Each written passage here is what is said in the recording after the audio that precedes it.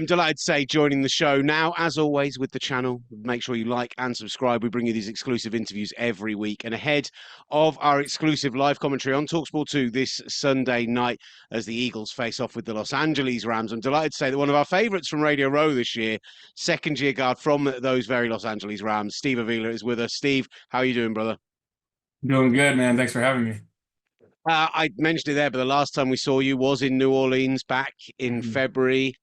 How has the hmm last 9 months been for you? How can you summarize that in a couple of Man, minutes? it's been a long 9 months. I will say, coming back, from injury has been, a blessing. You really take things for granted sometimes, and I feel like I learned a lot about myself, and I learned honestly how to become a better pro, in handling situations like this. Adversity makes people better, so I'm glad I came out on top. Apologies for my ignorance. Did you ever really suffered many longer term injuries in college, No, etc.? no, So no. this was the first time you'd missed significant game time. The first time I've missed a game in my life. How did you So. find that? How did you find watching from the sidelines and watching your team, go at it week in, It week out? was tough. It was tough at the beginning because I was at home and I remember that first game I tried to watch on TV. Again, this was the first time this ever happened, and it was tough, but I had to suck up that pride I had and support my teammates. So I had a good support system around me though, to get me through this. So And feeling now fully healthy, fully good, two games in, I like f- everything feels healed. I feel amazing. It's probably the best I felt, in a super long time. So yeah, shout out to the athletic training staff. I love that. Absolutely love that. Was there a feeling this past weekend against the Patriots? I think in that first game back for you against the Dolphins, it was that rejigged line and maybe some of the protections were a little bit off, maybe some of the timings were a little bit off. Did you feel like you guys found your rhythm more this week against New England and that you are starting to develop that chemistry now? Yeah, for sure. I mean, the Dolphins game, was our first game back for a couple of the starting offensive line, and you hate to make that excuse. I'm not trying to, but you definitely have to get into a rhythm, and you got to think that there's always these teams have had a lot of weeks under their belt. But we all honestly made a lot of mistakes. That Dolphins game, then we definitely crashed them in practice that week. And I felt like we were attentive to a lot of the stuff we were doing, which is why, we had the outcome we did. There's still some stuff we can fix up, and we definitely need to, while going against the Eagles. So we got to be on top of our game. This Eagles defense does feel legit. Like the strength of this unit, they've drafted really brilliantly. There is hmm clearly pass rush there as well. So, what have you seen from this team on tape that makes you think that you guys can have success this weekend? Yeah, man, they have a lot of great players. These are the games that you wish to play, when you're an athlete. There's nothing like going against great players, but we're cramming in a lot of film this week. We're trying to see what we can exploit, as what they can too. So it should be a good game. I'm really excited for it. So yeah. Talk to me a little bit about the fact that it's not just you guys on the offensive line coming back, but also Hooker coming back into the team, Cooper Cup coming back into the team. Mhm. Matthew Stafford finally, it looked like this week starting to hit his straps as well. Like, is this offense getting healthy, getting right at the right time of the year? Yeah, for sure. I mean, we had that bye week, and I can remember last year when we had our bye week, we came back, really strong. We lost, one game after our bye week. So, I feel like we're hitting strides at the right moment. We're getting a lot of people back healthy. And it's good because I mean, I feel like we haven't really had a fully healthy team, the whole year, which sucks, but it's football. I'm really excited, to see what we have for the rest of the season. It does feel like for the first time in a few years, there's been some adversity around that offense. We all know how great the scheme is under Sean McVay and how successful you guys have been over the past kind of 5 or so years, and obviously for you, the last year and a half. How do you think that the offense, the unit, and particularly Matthew Stafford have handled a more difficult year, and why do you think that success could be on the horizon? Yeah. I mean, again, staying healthy was really a big key for us, coming out of that bye week, and I feel like we did a really good job. But, I feel like a lot of what happened, before that, you really talk about, all 11 playing together, and I feel like a lot of that really wasn't happening, before that. So, I mean, you really when you take a really deep dive into, football, it really does take all 11. So that's something that we always, try to remember, going into a lot of games. And, I feel like we have a lot of confidence, coming off of this past game. So yeah. I'm really intrigued from your perspective. I first met Matt when he came over to London. He was with the Lions. He's probably only 5 years into the league, and I was Oh so wow. like so just impressed by the way that he took every approach to a stage of his life, to the game. Like he was just Hmm. this, at that point, this completely level-headed guy, and that's we're talking what 10, 11, 12 years ago now. So Yeah. what is Matt Stafford, the man, like for you, the leader like for you, and what's it like being in a locker room with that guy? Hmm. Well, first, I mean, I feel like just from a cultural aspect of this team, I feel like we just all have, amazing guys, and I feel like it just starts with him, the way he carries himself. He's really a pro.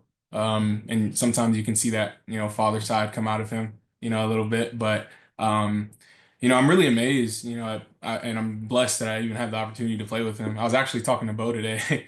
We're in the huddle. I'm like, dude, can you believe that we actually like play with this guy? Like, I was watching him when I was on TV.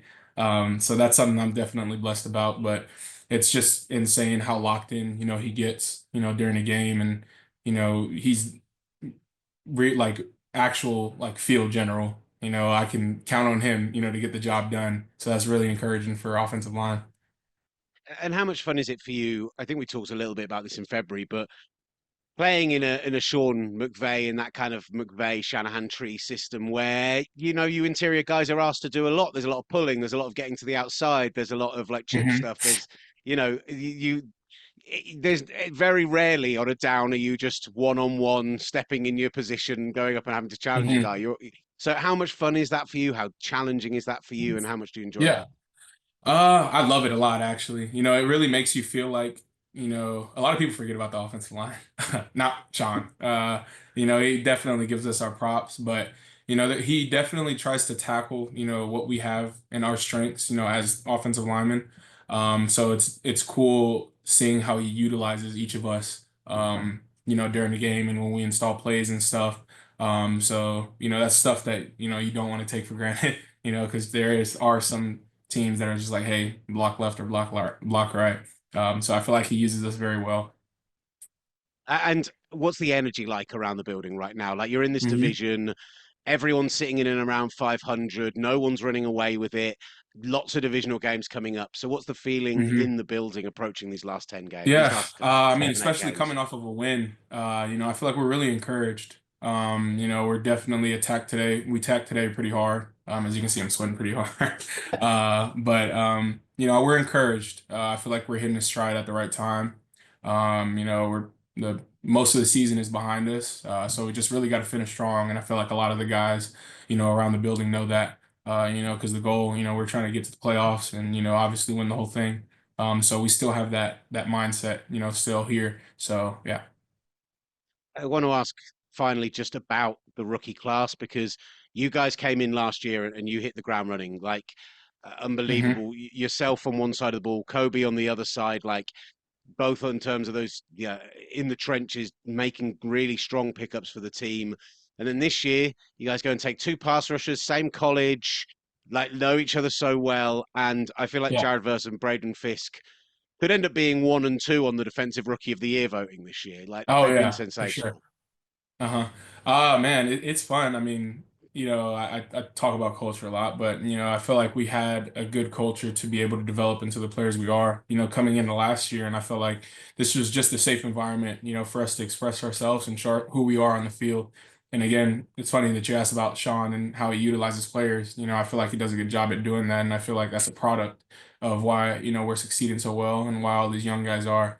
But it's definitely cool. I mean, it's my second year here, but with the rookies coming in. I try to, do as much as I can with making them feel as comfortable as they can, to get the job done and to know that there's not as much pressure as they have, on themselves, while they're on the field. So it's definitely cool, seeing all these young guys making these plays. So again, gives us a lot of encouragement for the future. Any stories of how Jared and Braden are in training, what they're like out on the field? Yeah. Like, Um, yeah, Braden's he's a very cool dude. He can be quiet sometimes, but every now and then, he'll say something that'll, have you rolling in laughter. But I remember Jared. Jared is one of the I don't know how to say best or worst trash talkers. Like he's good at it, you know what I mean? I remember when he first got here, actually in OTAs, we don't even have pads on, and he was just talking the whole time. So I think he was mic'd up for one of the games, and you definitely saw how he was on the field. But that stuff does stuff to you, as a player. If you get your butt kicked on a play and you have someone talking every single play, that definitely does something to you. And he definitely has the talent, to back it up. So. You know you're going to get some of that from the Eagles this weekend. Like Oh, they are for a team sure. who Yeah. will bring Oh, plenty I of attitude, know. plenty of fans into the building as well. I think it's going to be a big one this Hmm. weekend. I'm really excited to be able to bring it live to the Yeah. people here in the UK. And yeah, excited to see you do your thing, man. So good luck for this Hmm. weekend and good luck for the rest of the season. Thank you so much, man. Thank you for having me.